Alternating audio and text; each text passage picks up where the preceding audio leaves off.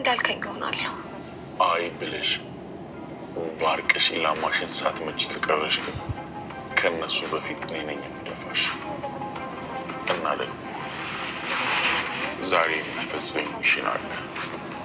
ታረቀኝ ዝርዝሩ ይነግርሻል። እያንዳንዱ ችግሬ ባሰውን እየተከተለኝ ነው።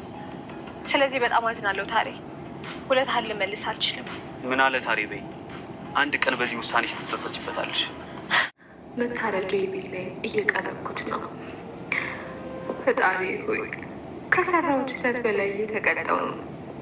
እባክህ ከዜጋ ነምሳት አላቀኝ። የሰው ህይወት እየቀጠለ የሰው ደም ከመምጠጥ ውጭ ሌላ ምንም የማይታየው የአንዲት ምስኪን ሴት ህይወት ልታበላሽ ነበር፣ ግን እኔ መድብል ደረስኩላት። ሶፍ ምን አይነት ሴት? ሰላም ነው ሴት ሰላም ነው የምትሆነው? ፍቅር ፍቅር ፍቅር ፍቅር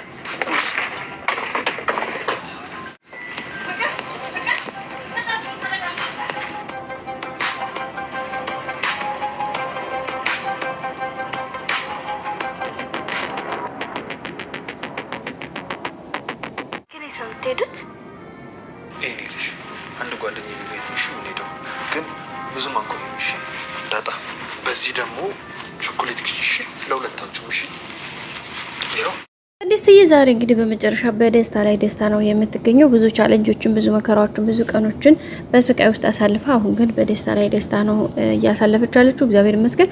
ምንም አይነት አንዳንድ ነገሮች ብዙ ቻሌንጆች ቢኖሩም ብዙ መከራዎች ብናሳልፍም ግን የሆነ ሰዓት ላይ ጎበዙ አስተዋይ ትዕግስተኛ ከሆንን መጨረሻው ፍሬ ያምራል ማለት ነው። ቤተሰቦቻችን እግዚአብሔር እናምነን በንጹህ ልቦና በቅን ህሊና ነገሮችን ከተጓዝን ሁኔታዎችን ማየት ከቻልን በጥንቃቄ ህይወታችን መምራት ከቻልን በተለይ ለሰዎች ተንኮል የማናስብ በራሳችን በቅንነታችን በመልካምነታችን የምንጓዝ ከሆነ ምንም አይነት ነገር ቢመጣ ምንም ነገር መሆን የለበትም። ምክንያቱም እያንዳንዱ ነገር እያንዳንዱ መንገድ እያንዳንዱ ጉዞ ሁሉም ነገር የተስተካከለ ስለሚሆን ማለት ነው። ቤተሰቦቻችን በመጨረሻም እንግዲህ የሆነው ነገር እንዳያችሁትኝ ነው። ቅድስቴ ከብዙ ስቃይ ከብዙ መከራ በኋላ ዛሬ ላይ ይሄን የመሰለ ደስታ ከባሏ ጋር ከምትወደው አፍቃሪዋ ጋር ከብሩክ ጋር ይሄን የመሰለ የፍቅር ጊዜ ማሳለፍ ይሄ በቃ ቀላል የሚባልና በቃላት የሚተመን የሚዘረዘር ነገር አይደለም።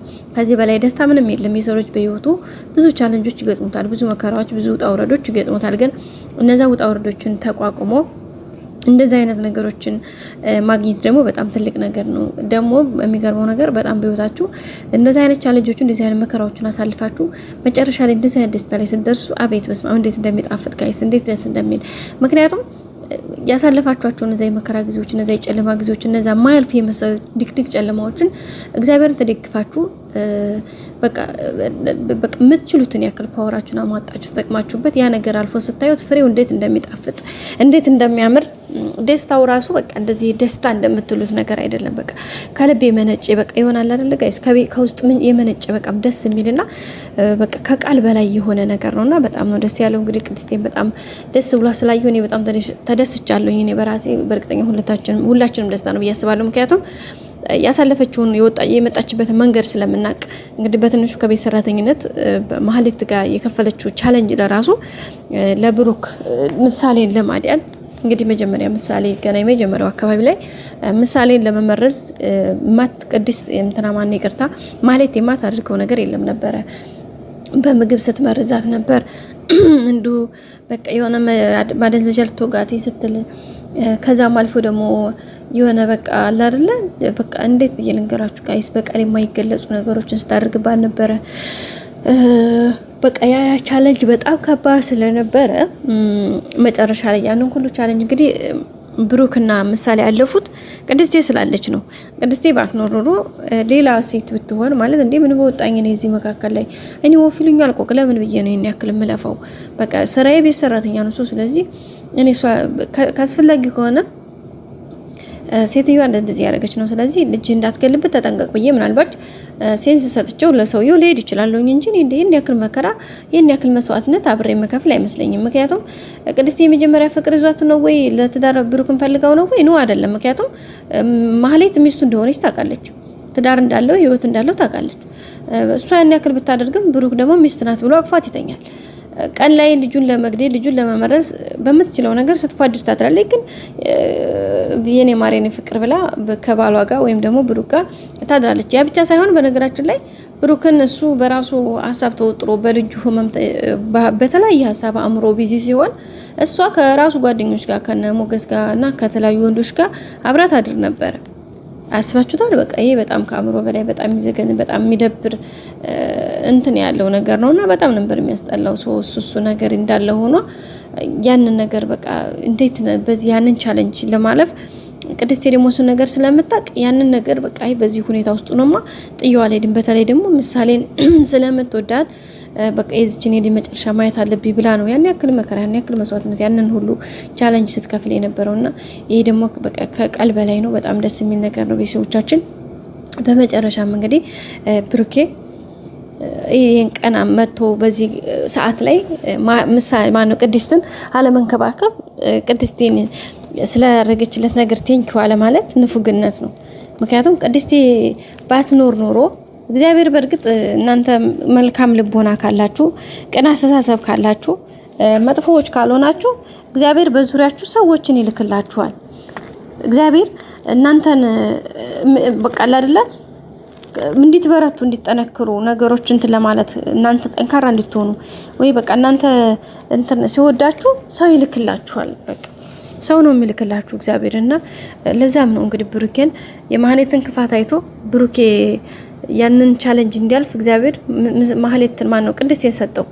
ቅድስቴ ካጠገው ባትኖር ኖሮ ቅድስቴ አብራው ባትሆን ኖሮ ይሄንን ቀን ማለፍ ይቅርና አንድ ቀን ራሱ ማየት አይችልም። ምክንያቱም መገርዮሹ በጣም ከባድ ስለሆነ በፍጹም ደግሞ የሚቻልም አይነት ነገር አልነበረም። እና እንግዲህ በመጨረሻ ላይም ያው የሆነው ነገር ሆኖ እንግዲህ ለዚህ ጊዜ ለዚህ ሰዓት በቅተዋል። ይሄ ደግሞ በጣም ደስ የሚል ከቃል በላይ የሆነ ነገር ነው ቤተሰቦቻችን። በጣም ነው የሚያስደስተው። ሁላችንም ተደስተናል። እኔ በራሴ በጣም ነው ደስ ያለኝ በጣም ከሚባለው በላይ ቤተሰቦቻችን በጣም ነው ደስ የሚለው። በቃ በጣም ነው ደስ የሚለው። መጨረሻው ደግሞ መልካም እንደሚሆን ተስፋ እናደርጋለን። እንግዲህ ቅድስቴ በተለይ ደግሞ ብሩክ በቃ የመውለድ አቅሙ ምናምን የሚለው ነገር በጣም ነበር አእምሮዋ ውስጥ በጣም ነበር የጎዳትና እሱን ነገር ራሱ በቃ ቻሌንጁ እንደሱ ለቻሌንጅ ለማለፍ በቃ በአእምሮዋ በጣም ከባድ ነበረ ማለት እንደ ሰው በጣም ነበር የሚከብደው ጋይስና ያንን ነገር ግን ምንም ተሳትል አልፋ ዛሬ ከጠገቡ ተገኝታ ይህን ቻሌንጅ አብራው ስትጋፈጥ ከዚህ በላይ ምንም አይነት ደስታ የለም። በጣም ነው ደስ የሚለው ቤተሰቦቻችን። ቀጣዩ ደግሞ ከዚህ የበለጠ መልካም እንደሚሆን ተስፋ እናደርጋለን። እንግዲህ ብሩኬ ይሄንን ቀን እዚህ ለማድረስ ያበቃው ይሄንን ጊዜ ለማየት የረዳው እግዚአብሔር ቅድስቴን ከጎኑ ስለሰጠው ነው። ቅድስቴ ከጎኑ ባትኖር ኖሮ አብራው ባትሆን ኖሮ ይህንን ቀን በፍጹም የሚያይበት ምንም አይነት አጋጣሚ አልነበረም። ግን እግዚአብሔር እንዳልኳችሁ ሲወዳችሁ ሰዎችን ይሰጣችኋል። ሲወዳችሁ ሰው ነው የሚሰጣችሁ በነገራችን ላይ። ስለዚህ እንግዲህ ቅድስቴን ሰጥቶት እግዚአብሔር ብሩኬ ያንን መከራ አልፏልና እኛንም ደግሞ ካለንበት ጭንቀት ካለንበት ሀሳብ እግዚአብሔር ሰዎችን በቃ በተለያየ ምክንያት ነው እግዚአብሔር የሚረዳውና እኛ ደካሞች ነን። እንደ ቸርነቱ እሱ እንድንበረታ ይርዳን እላለሁ። ቀጣይ አዲስ ቪዲዮ እስከምንገናኝ ሼር፣ ላይክ፣ ሰብስክራይብ አድርጎ ወዳችኋል ቤተሰቦቼ። ባይ ባይ።